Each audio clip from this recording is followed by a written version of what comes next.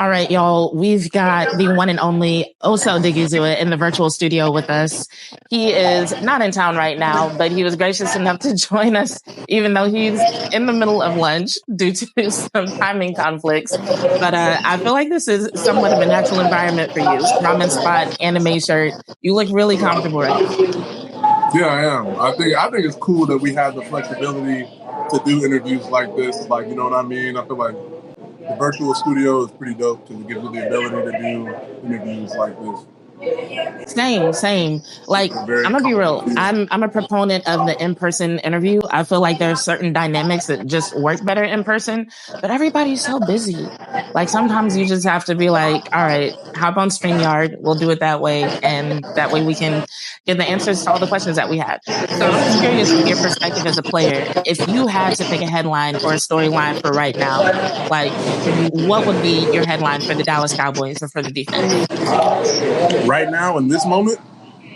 Not necessarily in this moment, but like this time period. You know, after OTAs, pre-training camp, like if people are going to think about the Dallas Cowboys defense, what should they be thinking about?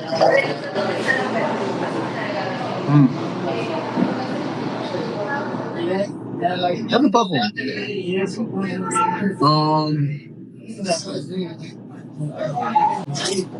The way I look at it is like, you just sharpen your sword. You know, I think it would be. I think you can expect a sharp defense. You know what I mean? Because this time is like a break. Everyone has like a little bit of time to themselves, but I think everyone knows that especially playing for Coach Eberflus, you got to come back. You got to be in great shape. You got to be in championship conditioning and ready to run to the ball. So definitely a time of sharpening right now. Is that something Eberflus has talked to y'all about? Like, has he asked y'all specifically or told y'all specifically what he wants y'all to work on during this time period? I mean, yeah, it's conditioning. You know what I mean? Make sure you're, because you can't make too much progress as far as like getting way stronger or way faster. You can still work on your speed and stuff like that and still maintain the speed work and the strength that you gain in the off season. But like at this point, the risk reward of that kind of it doesn't make sense. So it's best to make sure that you're in great shape, as conditioned as possible when you get into camp, and then the rest usually takes care of itself because we're gonna be strength training during camp in a safe way. Strength coaches know what they're doing, so make sure you're feeling good and you're in great shape. Dope. Now, something else I know people have been talking about with the defense is the culture of the defense this year. With D-Log on, naturally, a lot of people are expecting Micah Parsons to step up into even more of a leadership role. I personally, and I've told you this, I look at you as a leader in terms of the fact that you lead by example, in my opinion. Do you see yourself as kind of having a leadership role on the defense right now? Or is that something that you just let other people handle and you just do what you do? And whoever is inspired by that, let them be.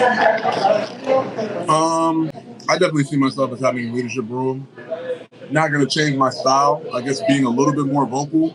Not too much that I'm not comfortable with, but like speaking where I see fit, you know. But I think the good thing is that we did bring in some good guys that are a little bit older, that got great heads on their shoulders as well, and don't necessarily need someone to like follow because they know exactly what it takes and what it looks like. Solomon Thomas being one of those, like Kyer Lee being one of those, and these are guys that are leading by example as well. You know what I mean? Solomon's always running for the ball. He pops out on the tape every time that we're watching as a team. Same with Kyer. He's always like one of the people that are like topping speeds and he works hard. Like I notice when I'm coming in and getting some extra work, we find each other in the facility a lot. You know, and that's since he's been here. So just having people like that is good because it's like it doesn't take very much to lead a group like that because you know what I mean. They're self-led and they know what it looks like and it's contagious. So stuff like that definitely starts to permeate throughout the team, especially when it jumps out on the tape like that. That's awesome. I think that's good to hear because I think it's one thing to say, oh, you know, we're going to be a sharper defense, you know, iron sharpens iron. It's one thing to say those things in sort of a vague way. It's a completely different thing to actually hear from someone like yourself what it is that all these people are bringing to the table. So it sounds like everybody's gelling pretty well. Is there anything that you're looking forward to this season? I know last year we talked about some ways that you expected your game to advance. Are we looking for more advancements and improvements for you this season? Every year I want to elevate my game and build on what I did last season. I think having a year when I played as much as I did was very good because it gave me a lot of opportunity to rush and gave me opportunity to make more plays, which is why it did end up being high in the league in certain areas in my pass rush. So just wanted to continue to build on that and continue to rise my level of play. But I think it's only going to be easier with the guys that we brought in. I like the way our defense looks right now. We got some guys that are on the way back. I'm excited to see what Sam does. I'm very, very excited to see what Sam does. We're getting Demo back at some point during the season, so that's going to be great.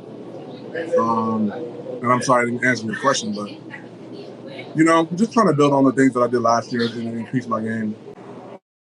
I feel like that was a good enough answer, honestly, because one thing I remember from last season is there were a couple of times where you were referred to as one of the best pass rushers in the league.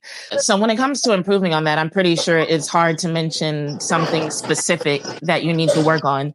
But I'm sure everybody's glad to hear that you are dedicated to still improving despite getting all those accolades, despite getting the big contract. There's, I think, sort of a stigma about athletes that when that happens, they start to relax and get lazy. But if there's anybody we can trust to keep their foot on the gas pedal, I think it's you. I actually haven't gotten any accolades. You know what I mean? The money is really the thing that's come first. So it's like that's kind of out of the way. The accolades have yet to come. So there's still a lot to work for. Sure. That's a good point. You've gotten compliments, not accolades.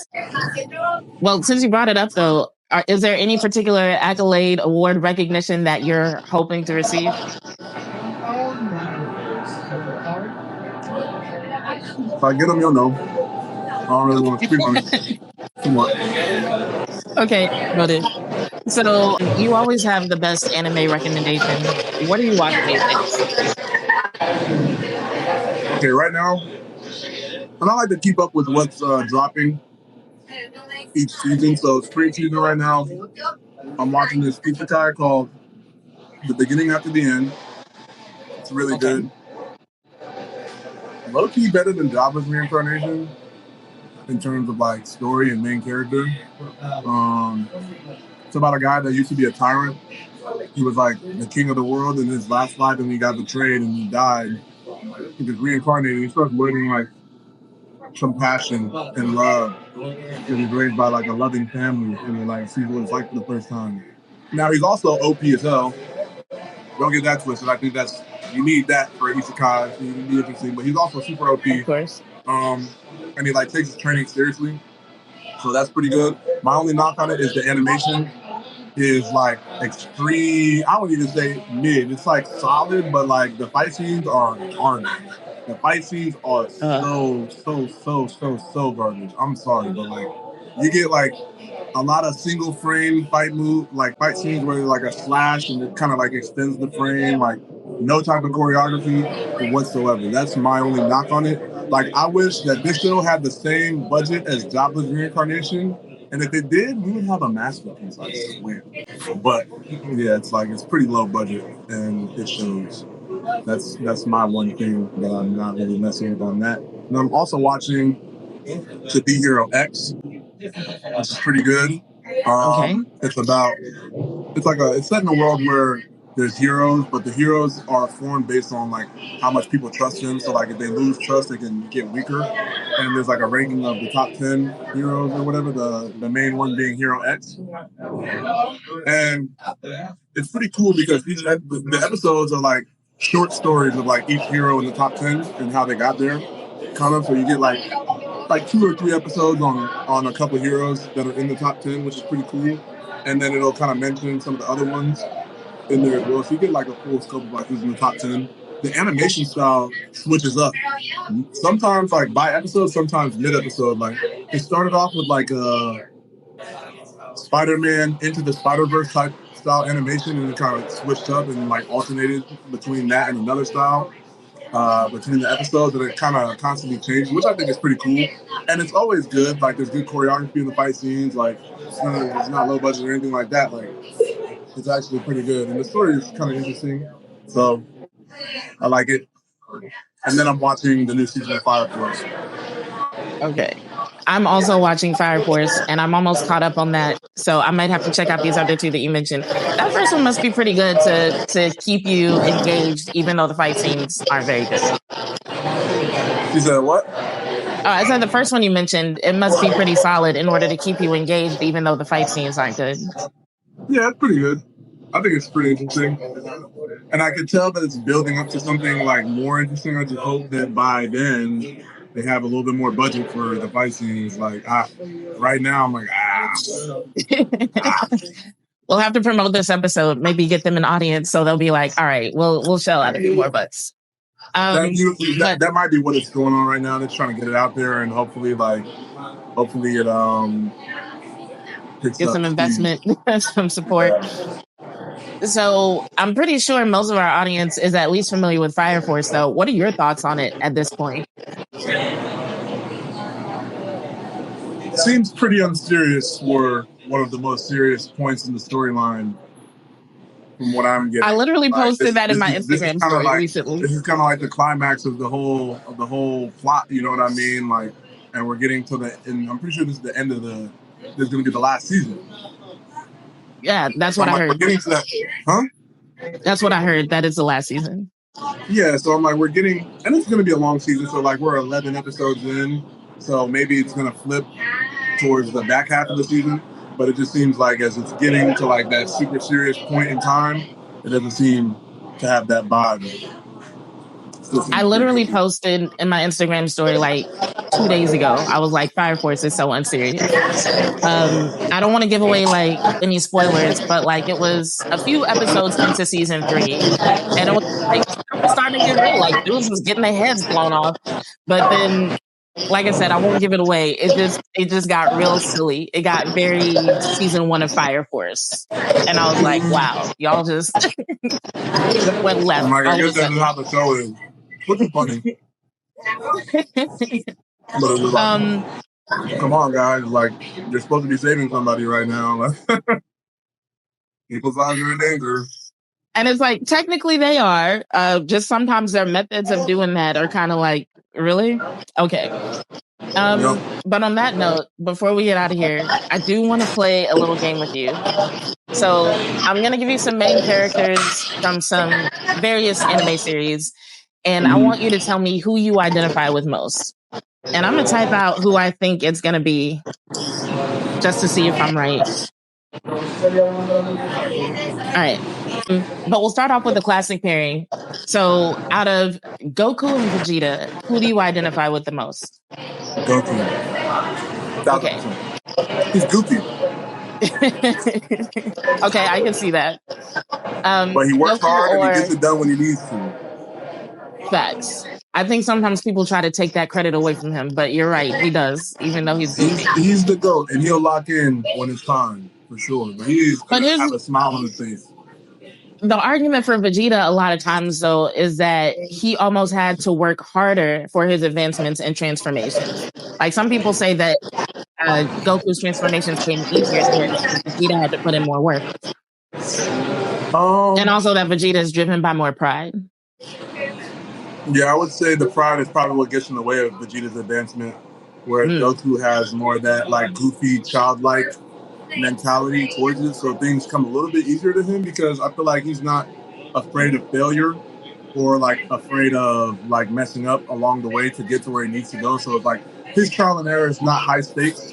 Even if it is high stakes, I don't think he approaches it like that. I think his approach is very like he has a very good like martial arts approach where it's like, you know, he learns over time, he works hard at it, and you know, he has a good time at it, he doesn't take it too seriously. And he picks things up very quickly because like he's not really afraid of failure. I think the fear of failure and the pride is probably what gets in Vegeta's way. So it just makes things a lot harder for him. He's a lot more hard-headed. That's an interesting take. I might have to use that. All right, so we said Goku. So Goku or Naruto? Goku or who? Naruto.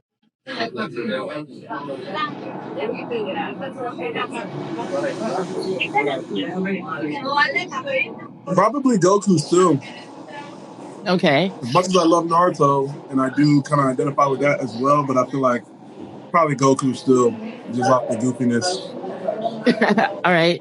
So I guess that'll answer this next one. Goku or Sasuke? You said Goku or Sasuke? Yeah. I love me some Sasuke. Sasuke is cool. Sasuke is very cool, but I'm probably still gonna have to go with Goku. Okay. Why do you think Sasuke is so cool? I don't meet too many like true Sasuke fans. I would say one, just like the style is dope. The Sharingan is extremely cool. I mean, it's kind of cursed and has a lot of bad things you have to go through to get it. But like, I think just the way he fights, his moves, the Chidori, the Susanoo, the Sharingan, all of that is dope, in my opinion. I would probably take that over like Naruto's powers if I'm being completely honest. I won't argue with you there. Okay. So I mean, we're it still looks like going you with, wanted to though. Do you disagree? huh? I said, do you disagree? Your face that you made kind of. I'm gonna be honest, I never really thought about it like that. I think I've always been so inspired by Naruto because I think we even talked about it before with the whole Bleach thing. I really like the characters who are very determined, who have that lofty goal and they're underestimated and they're like, I'm going to reach this goal no matter what, no matter how hard I have to fight, no matter what I have to sacrifice. I'm going to get there. I don't care who doesn't believe in me, right?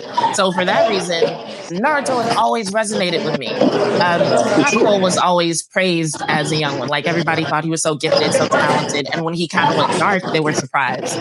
But his skill never surprised anybody. And even him being kind of like a loner as an adult never really surprised anybody. So I guess just looking at it from a personality perspective, I was always more drawn towards Naruto. I never really thought about like the intricacies of their specific abilities and their fighting style. And Sasuke being better than that. I resonate with Naruto too because it's like he wasn't innately talented. He had like a lot of potential and he had to work hard for it. He was a better friend. He's just a better person in general. But also like too good of a person at the same time. Because if someone was doing me like Sasuke did, we're not friends anymore, bro. Like you can go kick some rocks. That was always the confusing part about his story. Sasuke either because, bro, no one is killing their whole family. That's not realistic at all. Sasuke is probably the only realistic person that's like reacting to everything that's coming to them as a normal person would. And he's just cooler, in my opinion. Like that's about it. I resonate more with Naruto, but I think Sasuke is just cooler in general. And sometimes I do wonder what Naruto's childhood would have been like had he known from jump about the Nine-Tailed Fox. Like that was something that he discovered later. He got all his powers later. Like before that, he was just kind of like a goofy kid who bothered a lot of people. You would have known. People were not getting away with treating him like that. You would have known that was in there the whole time. People were like, yo, and y'all want to bully me? No. It's probably for the best that he didn't. Also, yes. Sarutobi, the third Hokage, weird. My dad died protecting the village and you let me go through all of that? Bro, you're weird. Right. You're just going to stick me in the hood, not take care of me, not look out for me, let people bully me. Like, it's really wild when you think about it. The first time I watched it, I really wondered, like, was the story really written like this or did they just have to come up with something? Because, like, it did not make sense to me at all. But like people say Eren Yeager and Itachi are, and this is kind of off topic, people say Eren Yeager and Itachi are two sides of the same coin. But I'm like, I know, like, 8 out of 10 people are not doing what Itachi did. 8 out of 10 people are probably going to go the Eren Yeager route and save their family and the people that they love over the rest of the world. You know? I think when people say that, they're thinking strictly about the death and destruction. They're not thinking about the reasoning behind it or what led to it. I think they're thinking about, like, oh, these are two guys who were emotionally compelled to kill a bunch of people. It's a very surface level argument, I think. Yeah, no. And I'm like, again, people aren't doing what Itachi did. No one is doing that. It's not realistic. But it's not realistic anyway. So I'm like, again, in that show, Sasuke is probably the only one that reacted to how he was supposed to. Even when he got older, because like people criticize him a lot for his lack of involvement in his child's life and basically like being like, okay, Sakura, I'm gonna marry you, but also I'm never gonna be here. I don't agree with that. I also don't agree with the fact that he married Sakura. I wish he would have married Karin, to be honest. Really? Yes. Why? Baby would have been OP. I love it. Okay. Fair. That's a fair argument. Also, I mean, Sakura not really that realistic either. I'm just like, yeah, she really doing tricks on it. Oh my goodness. Like, yo. You said she what? I said, she's doing tricks on it. Like, yo, doing a lot. It's like,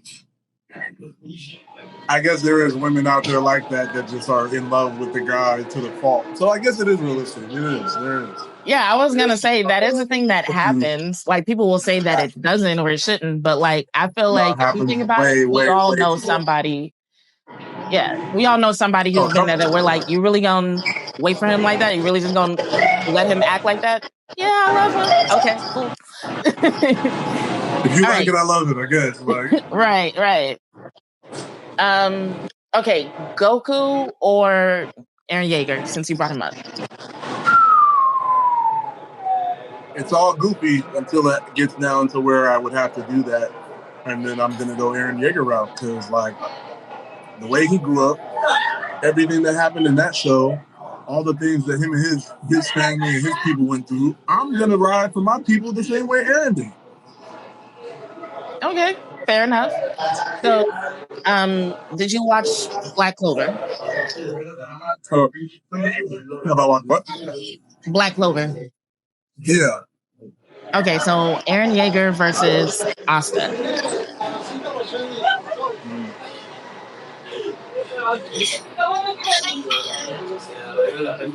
Asta yells too much to me.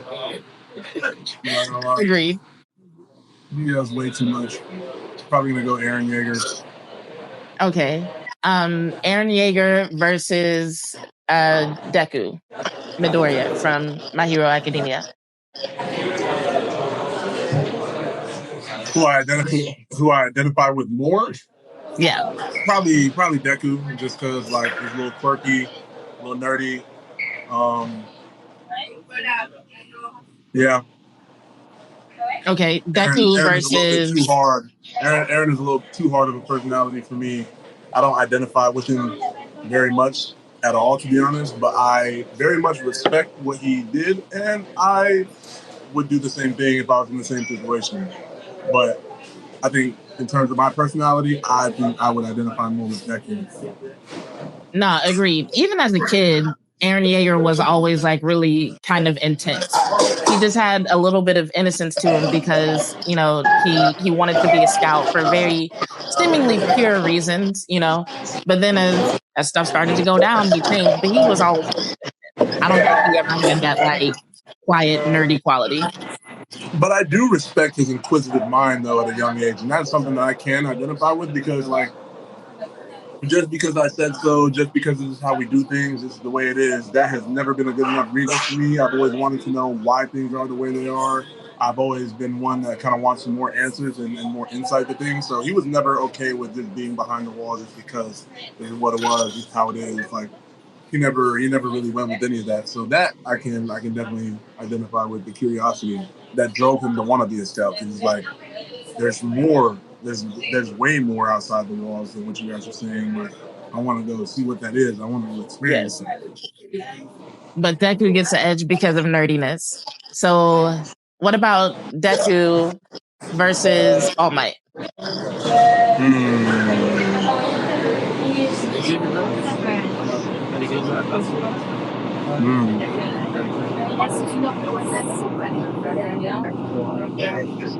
Probably All Might. The way you can smile through like a lot of adversity and just stay positive, and his positivity is kind of contagious, and he's kind of goofy as well, and quirky.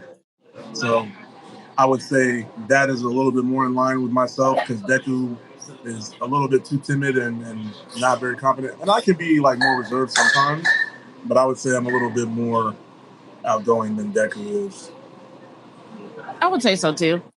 And then All Might versus Jinwoo Sung from Solo Leveling. Jinwoo does have the drip, and he don't take shit from anybody. He's also, I think Jinwoo is probably the coolest main character that we've seen since Ichigo Kurosaki, I think, just in terms of like his mentality. I think the way he's disciplined and always doing his daily quests and getting stronger, something that I like a lot. Not really goofy though. That's the one thing that I'm like, if he was a little bit goofier, that would be a little bit more me. But I think just in terms of the style, the work ethic, you know what I mean, and the strength, I think I can identify with that. But All Might probably gets the nod off of the goofiness and the fact that he's always smiling and positive, you know. Oh wow. I just knew it was gonna be Jinwoo Sung.